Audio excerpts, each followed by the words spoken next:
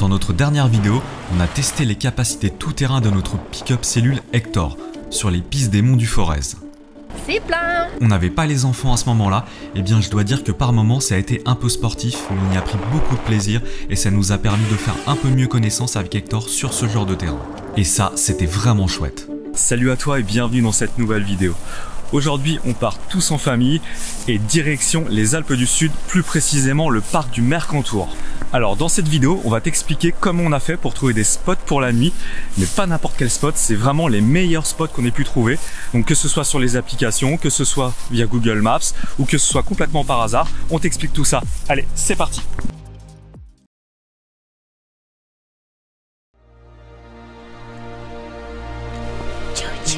Le petit train. Tchou-tchou. Les choses sérieuses commençaient maintenant. Enfin, c'était pas non plus le Mont Blanc cette balade, mais c'était la première depuis plusieurs mois et on voulait pas non plus se tuer les jambes dès le premier jour. Ça va Nathan? Ouais. En route, on trouve de petites cascades par-ci par-là qui permettent de nous rafraîchir. Ça fait du bien, même s'il fait pas encore trop chaud. Pour cette rando estimée à 3 heures environ sur Visorando, on avait décollé vers 10 heures sans prendre de pique-nique.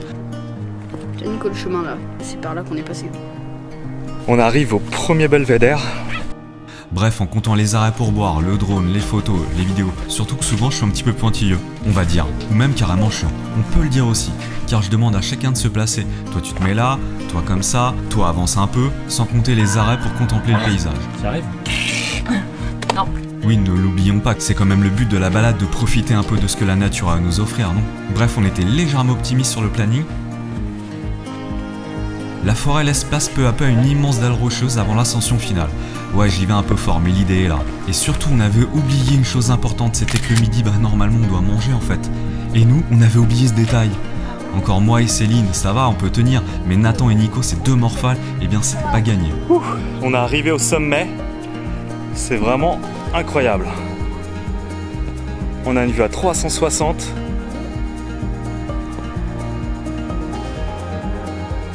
Et là, waouh, quelle vue tu ne trouves pas? On était seuls sur notre caillou, les images du drone permettent de se rendre encore un peu plus compte du lieu insolite où nous nous trouvons. Je trouve que ça donne une dimension supplémentaire.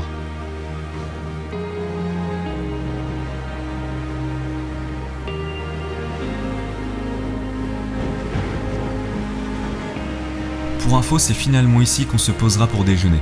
Eh ben, on n'est pas près de manger. Heureusement, on avait prévu un petit encas. Il y en a qui attendaient que ça pour prendre. Le casse-croûte. L'encas. C'est plus un encas. On a juste pris le temps de profiter du spectacle proposé qu'il était déjà l'heure de redescendre et de retrouver notre bon vieux Hector. Avant, on passe sur une corniche qui nous dévoile une partie du paysage qu'on n'avait pas encore vue. On ne regrette vraiment pas d'avoir choisi de faire cette petite rando de mise en jambe, elle est vraiment magnifique et on te la conseille vivement si tu passes dans le coin. On arrive sur la fin et c'est le cas de le dire, la fin nous gagne aussi sérieusement. On a bien explosé l'heure du repas, on enchaîne donc la piste finale avec une certaine hâte. Oui, ça devenait une question de vie ou de mort de se poser rapidement pour certains. Et je pèse mes mots.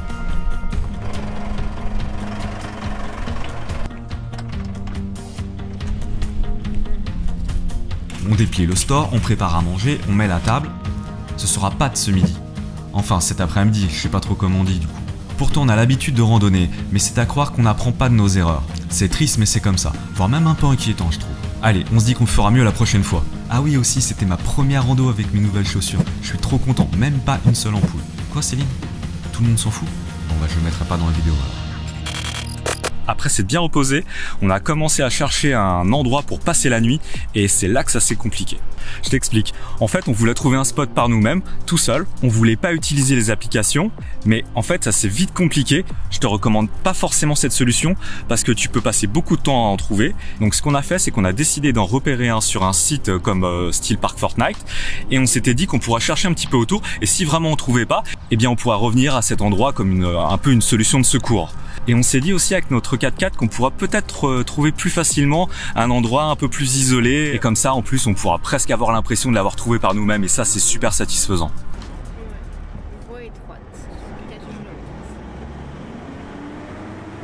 La particularité ici, c'est que la roche est rouge. Je sais pas si tu le vois bien à l'écran, mais c'est assez surprenant cette couleur et peu commun.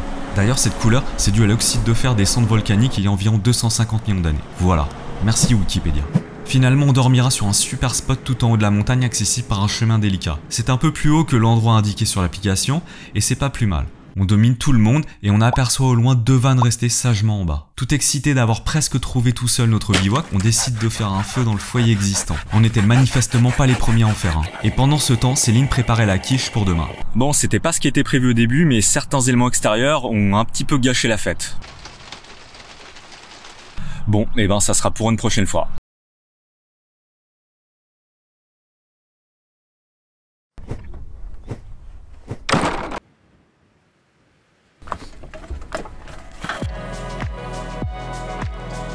Le ciel dégagé du matin nous a laissé miroiter un faux espoir car Météo France annonçait de la pluie pour cette fin de matinée. Allez, on se décourage pas, on fait un peu de rangement de ménage dans Hector et on décide de partir plus au nord dès le début de l'après-midi en direction de la vallée de la Tinée, toujours dans le parc du Mercantour. En attendant, on profite aussi de ce site merveilleux sur lequel nous nous trouvons pour se dire on a vraiment de la chance d'être ici, c'est quand même un petit coin de paradis malgré les caprices de la nature. On relativise vachement car au fond nous on sait à quel point l'eau du ciel est bénéfique pour l'environnement. Et il faut se le dire, le paysage serait pas si grandiose sans cette eau.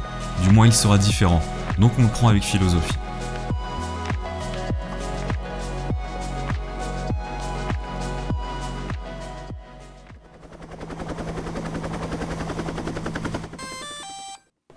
On prend notre petit déjeuner en terrasse 5 étoiles, c'est stylé la vie en van.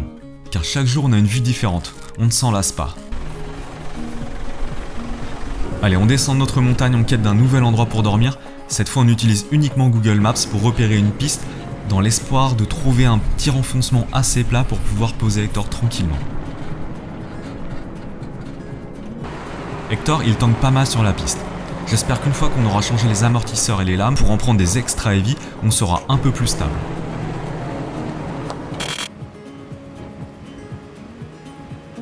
On prend notre temps, de toute façon on n'a que ça à faire aujourd'hui et on admire les paysages de forêt et de prairies d'altitude.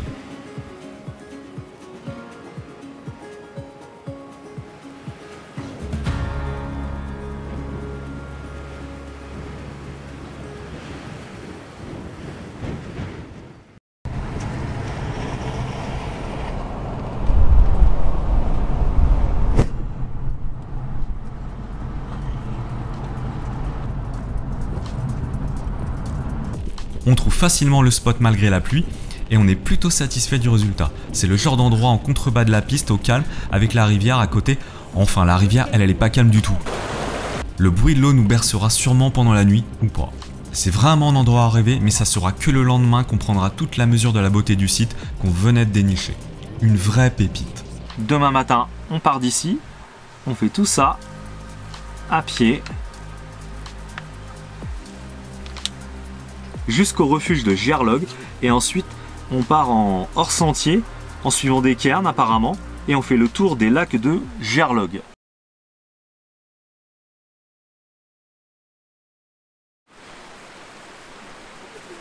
Après 2 jours de mauvais temps, on peut vraiment enfin partir faire une vraie randonnée.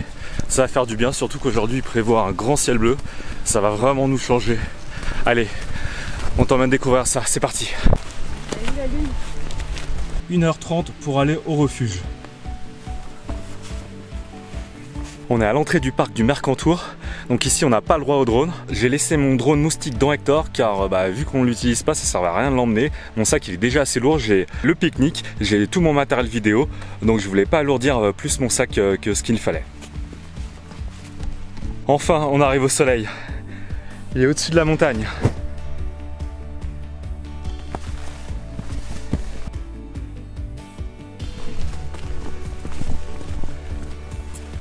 On progresse doucement sur ce sentier le long de la rivière, la même que celle qui nous a réveillés cette nuit, si tu vois ce que je veux dire.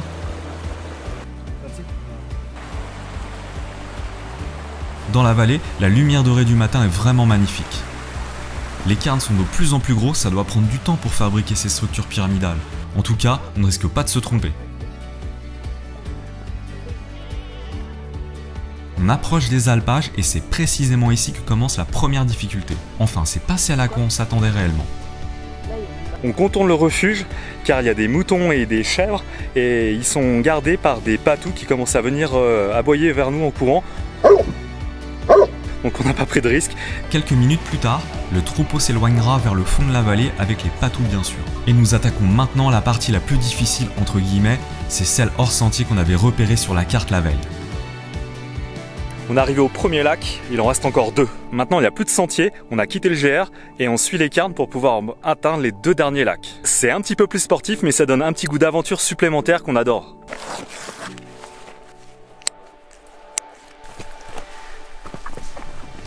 C'est rigolo, il n'a pas d'herbe au milieu. C'est trop profond, maman. Ça doit être quelque chose comme ça. Ah ouais, il est beaucoup plus petit ce lac.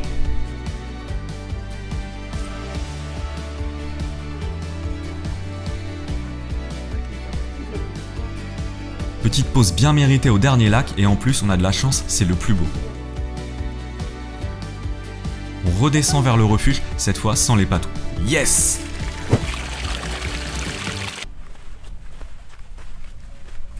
Après une belle journée de randonnée, on retente le feu de camp.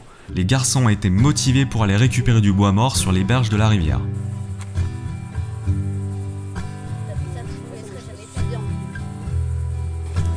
Pour l'instant.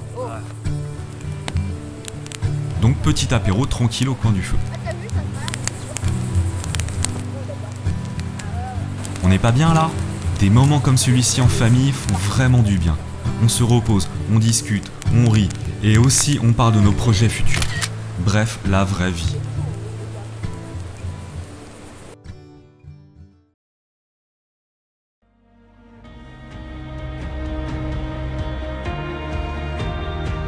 On prend un peu de hauteur pour apprécier encore plus ce site magnifique isolé où l'on aura passé 2 nuits. C'est juste incroyable.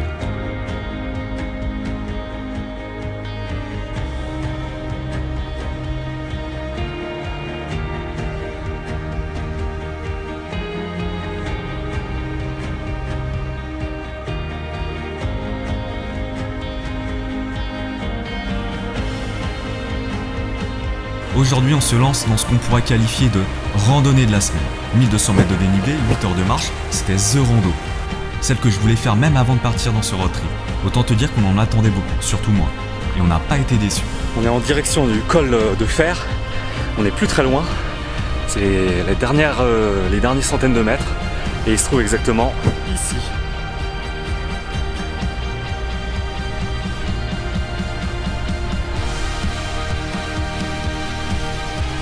Ouf, on vient d'arriver au col du Fer, 2584 mètres.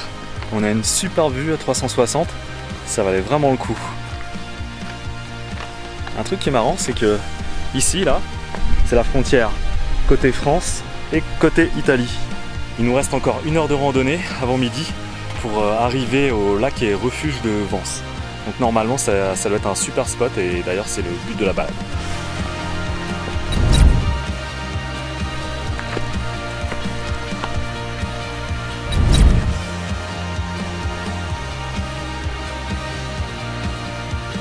Ça y est, on aperçoit les superbes lacs de Vence.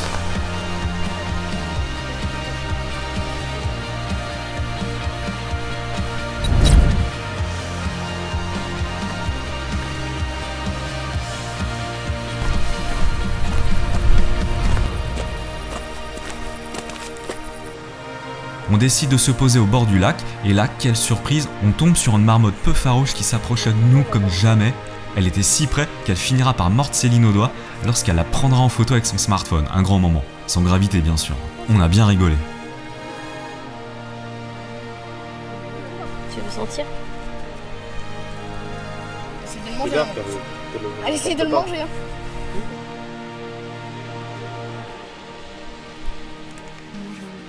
On va faire genre, on a rien marqué. Je pense pas que ce soit trop mauvais pour elle la pomme. Bah la pomme, je l'ai naturelle, c'est pas un truc. Après toutes ces émotions, on finira la balade tranquillement et bien fatigué.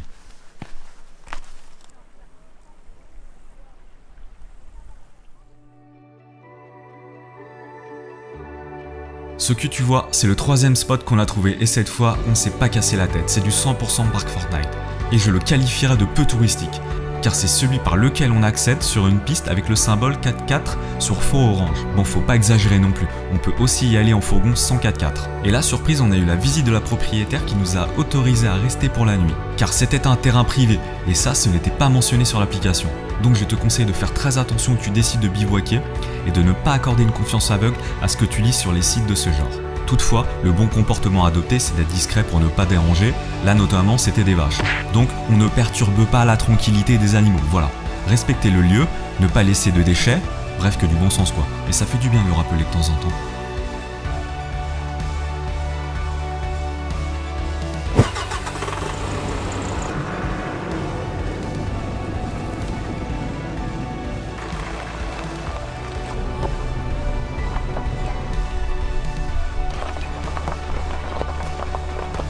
Voilà, conclusion un petit peu de cette vidéo.